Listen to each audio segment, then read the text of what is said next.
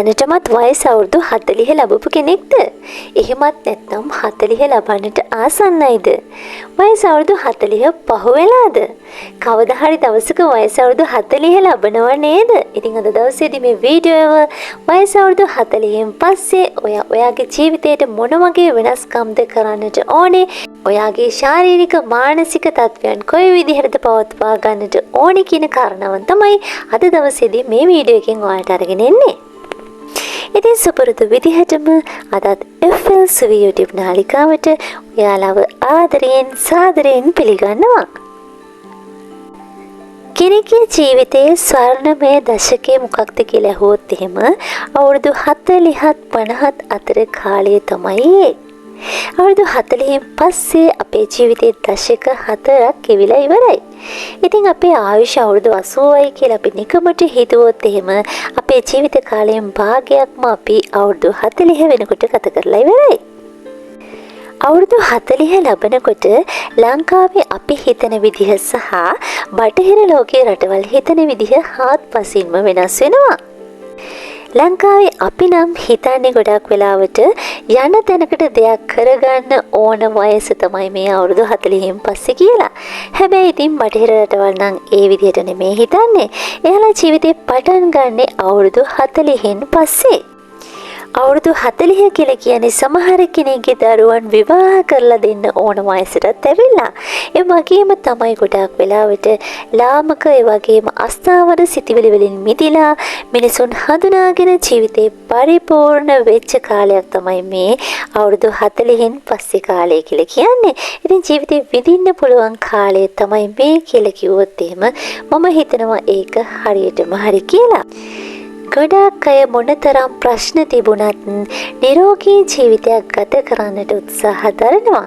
ඉතින් අද දවසේදී මේ අවුරුදු 40 සම්පූර්ණ වුණ ඔයාට ඒ වගේම අවුරුදු 40 වෙයි කවදා හරි දවසක ඔයාට අන්න ඒ දවසට මොන විදිහටද අපි අපේ ශරීර සෞඛ්‍ය ඒ වගේම මානසික සෞඛ්‍ය පවත්වා ගන්න කියන කාරණාවන් මෙතන ඉඳලා අපි කතා කරනවා.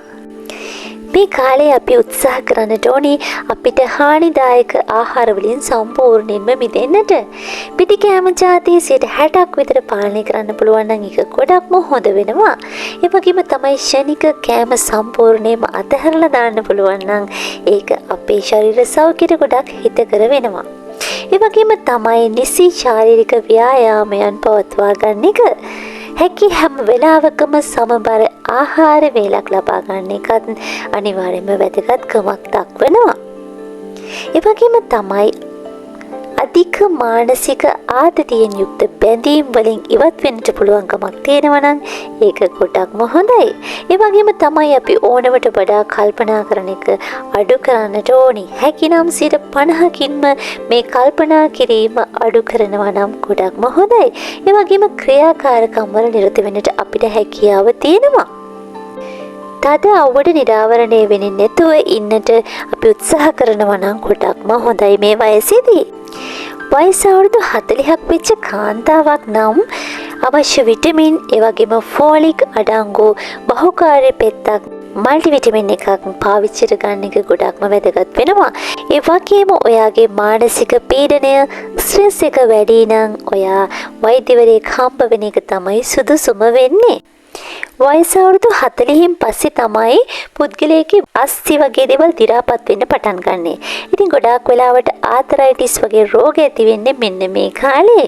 ඒක නිසා අපි කැල්සියම් මිලිග්‍රෑම් 1000ක් ඒ වගේම විටමින් D දිනපතාම ශරීරයට ගන්නට අවශ්‍ය වෙනවා. ඉතින් මේ වගේ දේවල් පෙති විදිහට ගන්නටත් පුළුවන්. නමුත් පෙති වලටත් වඩා අපිට පොඩි මාළු වර්ග, එතකොට හාල් මැස්සන්, අලුත් එළවලු, මුහුදු මාළු වගේ දේවල් වලින් ලබා ගන්නට පුළුවන් නම් ගොඩක්ම වටිනවා. මේ කාලයේදී අපි අපේ රුධිරයේ සීනි මට්ටම කොලෙස්ටරෝල් පරීක්ෂා කරගන්නම ඕනේ. අඩුම තරමේ මාස 3කට වරක්වත් මෙහෙම පරීක්ෂා කරගන්නවා නම් ගොඩක්ම වැදගත්. මේ පරීක්ෂණයන් ගොඩක් වෙලාවට ප්‍රසව හා නාරි වේද වෛද්‍යවරයෙක් එහෙම නැත්නම් VOG ડોක්ටර් කෙනෙක් හම්බ වෙලා කරගන්නවා නම් ගොඩක්ම හොඳයි. ආහාර සම්බන්ධයෙන් කතා කරනකොට හැමදාම ආහාරයට පස්සේ හොඳ ඉදුණු කෙසෙල් ගෙඩියක් ආහාරයට ගන්න පුළුවන් නම් ගොඩක්ම වටිනවා. මේකෙන් අපේ බඩවැල් වල තියෙන සංකූලතාවයන්ට ඒ වගේම මලබද්ධයට ගොඩක්ම හොඳ විසඳුමක් ලැබෙනවා. අපේ දැස් රැකගන්න එක ගැන නම් හිතන්නම වෙනවා මේ කාලේදී. ගොඩාක් වෙලාවට ජංගම දුරකථනය පරිගණකයේ පාවිච්චි කිරීම නිසා, ඒ වගේම නිදි වැරීම නිසා, තවදුරටත් ගෑස් ලිප් වගේ දේවල් පාවිච්චි දිගටම සිදු කරනකොට අපේ දැස් වලට හානිකර ප්‍රතිඵල තමයි ලැබෙන්නේ. ඉතින් ඒක නිසාවෙන් අවුරුදු 40න් පස්සේ ඇස් පරීක්ෂා කරගන්න එක නම් කරගන්නම වෙනවා. කියවනකොට රීඩින් ග්ලාස් වගේ දේවල් පාවිච්චි කරන්න පුළුවන් නම් ගොඩක්ම වැදගත්. ඒ වගේම ආරක්ෂාකාරී. මේ කාලේදී ගොඩාක්ම වැදගත් වෙනවා අවට ලෝකයේ දිහා අපි බලන විදිහ. ඉරිසියාවෙන් කුහක කමින් බලන එකෙන් නම් වළකින්නම වෙනවා. අපි අපේ ජීවිතයේ දෙස, අවට ලෝකයේ දෙස සෞම්‍යව බලන තාක්කල් අපේ ජීවිතේ සාමකාමී වෙන්න පටන් ගන්නවා. පිෂ්ඨය අඩංගු ආහාර, ඒ වගේම මේදේ අඩංගු ආහාර වෙනුවට ඒවා අඩු කරලා අපි ප්‍රෝටීන් ප්‍රමාණය වැඩි ආහාර ගන්නට උත්සාහ කරනවා නම් ප්‍රෝටීන් වල තියෙනවා ඇමයිනෝ අම්ල. ඒතර වයස්ගත වීම නිසා ඇතිවෙන බොහෝ ප්‍රශ්න අවම කරන්නට මේ ඇමයිනෝ අම්ල හේතු වෙනවා. අවුරුදු 40න් පස්සේ ඔයාගේ ජීවිතේ ඔයාට විඳින්න හැකියාව තියෙනවා. ඉතින් ඔයාගේ ආදරණීයන් එක්ක, ඔයාගේ ප්‍රියතමයන් එක්ක ජීවිතේ සතුටින් විඳින්නට, සැමියා බිරිඳ සමග, පවුලේ අය සමග හරිම ආදරෙන් ජීවත් වෙන්නට පුළුවන්කම තියෙනවා නම් ඔයාගේ මානසික සතුට වැඩි වෙනවා. ඒ වගේම ඔයාගේ වයස ඔයාට ආපස්සට ගෙනියන්නට පුළුවන් මේ සතුටින් ආදරයෙන් ජීවත් වීම තුළ. තවත් වැදගත් දෙයක් තමයි අන්තගාමී වෙන්නේ නැතිව ආගම දහමට යොමු වෙන එක. තවදුරටත් කතා කරනවා නම් ආහාර පාන සම්බන්ධයෙන් සීනි නැති කහට කෝප්පයක් බොන්න පුළුවන් නම් කෑම කාලා ඉවර වෙලා ඔයාගේ කෑමේ තියෙන අනවශ්‍ය තෙල් අඩු කරගන්නට එකකින් හැකියාව ලැබෙනවා. ඒ වගේම පුළුවන්කමක් තියෙනවා නම් දවසට එළවලු 4ක්වත් කන්න. ඒ එක එළවලුවක් නොපිසු එළවලුවක් නම් ගොඩක්ම හොඳයි. සලාදයක් වගේ දෙයක්, සම්බෝලයක් වගේ දෙයක් හදාගෙන එළවලුවක් කන්න පුළුවන් නම් අන්න ඒකත් ගොඩක්ම වැදගත් වෙනවා. දවසේ රාත්‍රී නිින්දට කලින් ඔයා වතුර බෝතල් 6ක්වත් බොන්නට ඕනේ. දියරි කිරි බොන්නට පුළුවන් නම් ඒකත් ගොඩක්ම වටිනවා. ඉතින් ඒක නිසා දවසට එක වීදුරුවක් හරි ෆ්‍රෙෂ් මිල්ක් බොන්න පුළුවන් නම්, සීනි නොදා බොන්න පුළුවන් නම් ඒක ගොඩක්ම ඔයාගේ ශරීර සෞඛ්‍යයට හේතුවක් වෙනවා. ලෝක සෞඛ්‍ය සංවිධානයේ කියන විදිහට ඔලිව් ඔයිල් කියන දෙය සුපිරිම ආහාරයක්. ඉතින් ඔයාගේ ආහාරයට ඔලිව් ඔයිල් එක් කරගන්නට පුළුවන් නම්, ආහාරයක් විදිහට ඔලිව් ඔයිල් පාවිච්චි කරන්නට පුළුවන් නම් ඒක ගොඩක්ම හොඳයි. ඔයාගේ හිතකර කොලෙස්ටරෝල් ශරීරයේ අහිතකර තෙල් වලට එරෙහිව සටන් කරන්නට, ඒ වගේම තරුණ පෙනුම රැක ගන්නටත් මේ ඔලිව් ඔයිල් ගොඩක්ම වැදගත් වෙනවා. ඔලිව් ඔයිල් ගන්නවා නම් එක්ස්ට්‍රා වර්ජින් ඔලිව් ඔයිල් කියලා ඉල්ලන්නත් අමතක කරන්න එපා.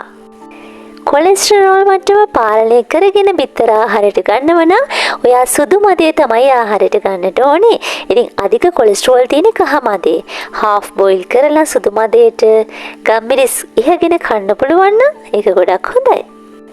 ඔන්න ඉතින් 40න් පස්සේ බත් කනකොට රතුරුණු ගෙඩියක් හපලා ගන්න පුළුවන්කමක් තියෙනවා නම් අපේ ශරීරයේ විෂ නැති කරන්නට මේ රතුරුණු ගොඩක්ම ඉවහල් වෙනවා.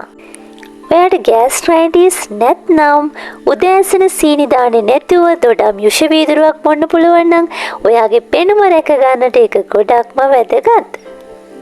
තව දෙයක් තමයි නිදා ගන්නට කලින් දෙහි යුෂ දමපු උණු වතුර කෝප්පයක් පානය කරන එක.